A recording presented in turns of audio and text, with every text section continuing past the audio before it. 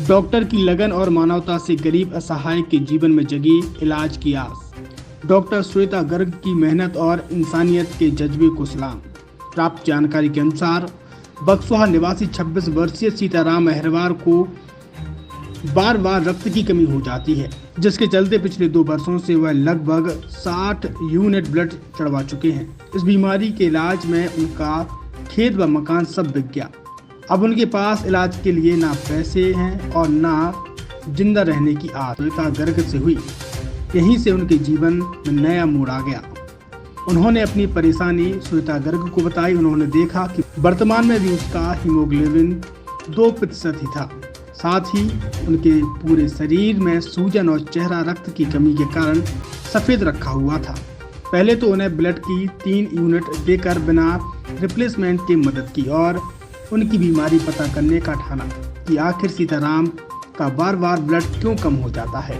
उन्होंने सीताराम की इलाज की पुरानी फाइल पढ़ी, जिसमें चौंकाने वाली बात सामने आई कि कहीं पर भी सीताराम की बीमारी डायग्नोसिस का नहीं लिखा था। तब उन्होंने सीताराम की आर्थिक स्थिति कमजोर होने के कारण स्वयं के खर्च पर बीमारी पता लगाने का निश्चय किया और उन्होंने मेल वार्ड में भर्ती करवाकर अस्पताल में उनकी सारी जांचें करवाईं और जो टेस्ट की सुविधा जिला अस्पताल में नहीं है वह सारे टेस्ट निःशुल्क सानवी पैथोलॉजी से कराए, जिसमें G6 PD Coombs test, anti nuclear antibody test, reticulocyte count test, urine और स्टूल टेस्ट करवाए गए और सभी टेस्ट देखने पर पाया गया कि cholesterol, vitamin, total protein, calcium सभी पैरामीटर्स का लेवल बहुत ही कम था। तब अपाप शोषण की डायग्नोसिस बनाई गई, क्योंकि सीताराम के शरीर में सभी न्यूट्रिशन की कमी देखी गई। जब शरीर विटामिन, मिनरल व अन्य पोषक तत्वों के आंतों में खाए गए भोजन में ज्यादातर हिस्से का पाचन छोटी आंत द्वारा होता है और छोटी आंत। अब सीताराम की बीमारी पता चल जाने से उसका इलाज संभव हो गया। काश पहले उनकी गए। कहाँ से आए? बस को आ, क्या हो गया? तो क्या समस्या है? बीमा तो लड़का हैं? बीमा तो लड़का। अच्छा, तो अब ठीक है? अब ठीक हो गया। कैसे ठीक हुआ? मैडम सर है थे, उनने जांच नहीं कर, ठीक हो गया। तो क्या कहना चाहोगे मैडम के लिए आप? धन्यवाद है उन्होंने। क्या नाम है भैया? सीताराम अहरवार बक्सवाहा। क्या हो गया था आपको? हमारा ब्लड कम होता है, हमको कुछ मालूम नहीं चलता कहाँ पर जाता है, कोई हमको कोई प्रूफ नहीं मिल रहा कहाँ पर जाता है। हम बक्सवाहा से खितापुर आए, हमको मैडम जी मिली, मैडम से हमारी मुलाकात हुई।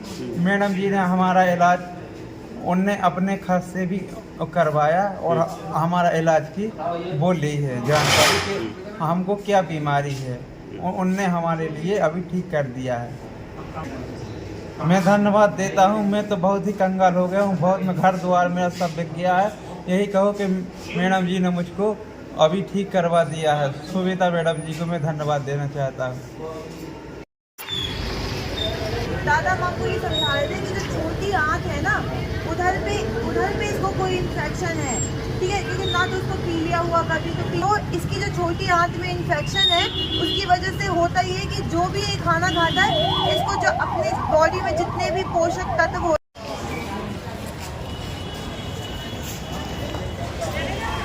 जी मैडम, क्या नाम है आपका? मेरा नाम है डॉक्टर श्वेता गर्ग। ये सीताराम का जो केस आपने डायग्नोस किया है उसके बारे में आप क्या जानकारी देना चाहते हैं?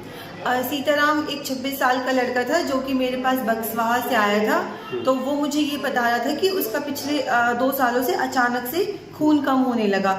उसने मुझे ये भी बताया कि उसको 2 सालों में 60 बार ब्लड ट्रांसफ्यूजन भी हो चुका है। वो पिछले 2 साल से कहीं ट्रीटमेंट भी ले रहा था, तो मैंने उसकी पूरी पुरानी फाइल्स मैंने बहुत अच्छे से स्टडी करी।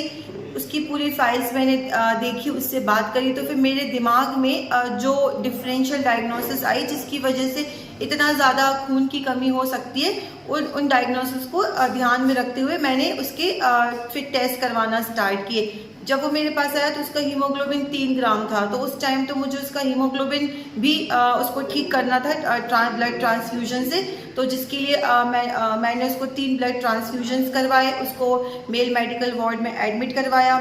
एक जो ब्लड था मैंने उसको रिप्लेसमेंट फ्री अपने ब्लड बैंक से दिलवाया, दूसरा मैंने अपने स्टाफ की एक लड़की से उसके लिए ब्लड डोनेट करवाया, और तीसरा जो ब्लड उसको यूनिट चढ़ी थी वो आपाजी ब्लड ग्रुप है, उन्होंने उसके लिए मदद करी, उन्होंने उसको ब्लड दिलवाया।